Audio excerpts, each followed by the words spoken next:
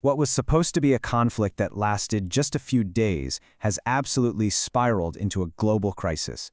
So we're going to break down how one single strategic decision snowballed into this profound miscalculation, with consequences that, yeah, are now affecting all of us.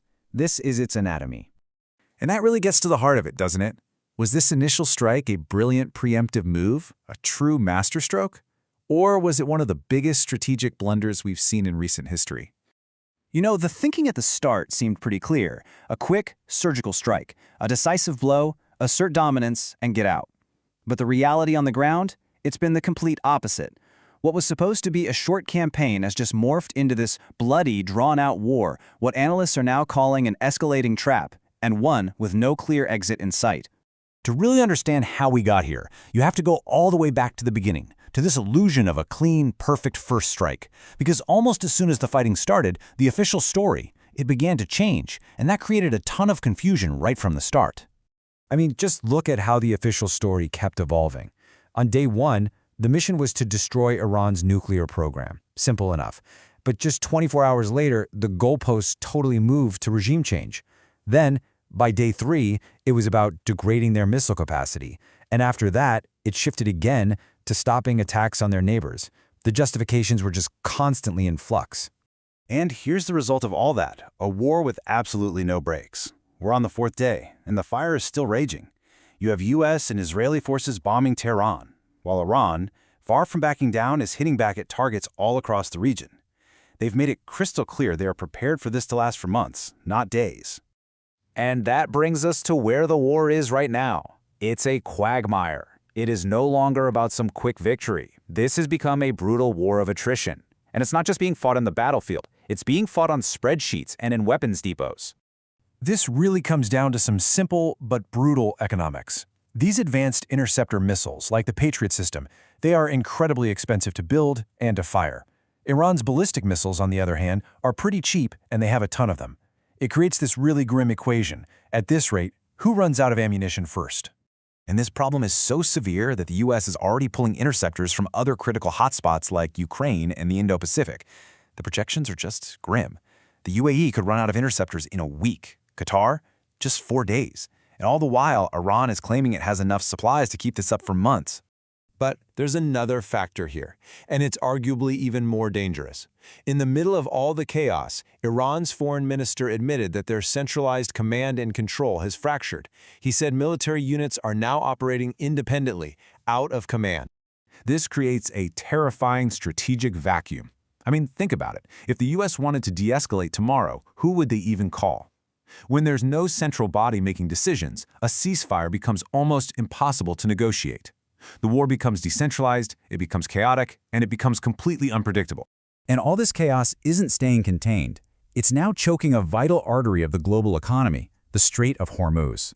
What started out as a regional conflict is rapidly becoming a worldwide economic crisis. 21 million barrels of oil. Every single day, a massive chunk of the world's energy supply passed through this one narrow waterway. And now, that flow has been almost completely shut down. Let's just be blunt here. The world's oil tap is being turned off. The Iranian Revolutionary Guard has declared the strait closed, and they're threatening to set fire to any ship that even tries to pass. And it's not an empty threat. Major gas exporters like Qatar have already shut down their operations completely. And here is the immediate result. Brent crude oil, which was already up there at $80 a barrel, is now projected by analysts to surge as high as $150. And that isn't just a number. That translates to higher fuel prices for you, for me. It means inflation, and it means real economic pain for countries all across the globe.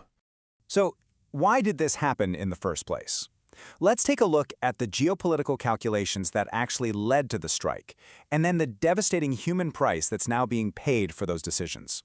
One of the most revealing pieces of the puzzle actually came from Senator Marco Rubio. He said the administration knew that an Israeli strike on Iran was about to happen, which would have triggered retaliation against U.S. forces. So the U.S. decided to strike first. It really suggests the action was taken not just for American interests, but to manage the actions of a key ally. But war is never, ever, just about strategic calculations and geopolitical chess moves. It is felt most deeply by the people on the ground, the ones who are far, far away from the halls of power.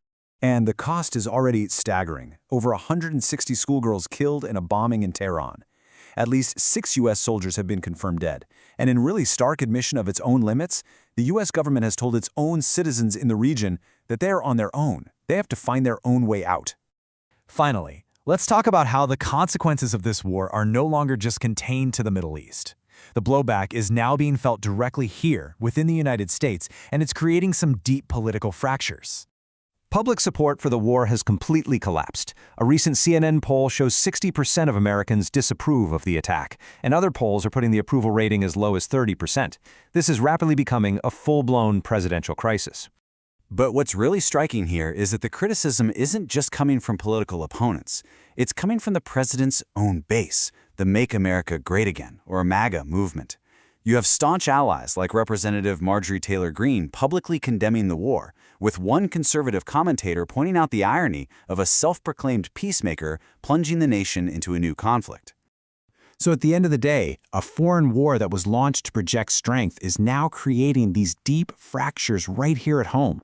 It's dividing the country and it's eroding the administration's own political foundation. Which brings us right back to our original question. What are we witnessing here? A moment of strategic genius that maybe narrowly avoided an even larger war? Or was it a historic miscalculation?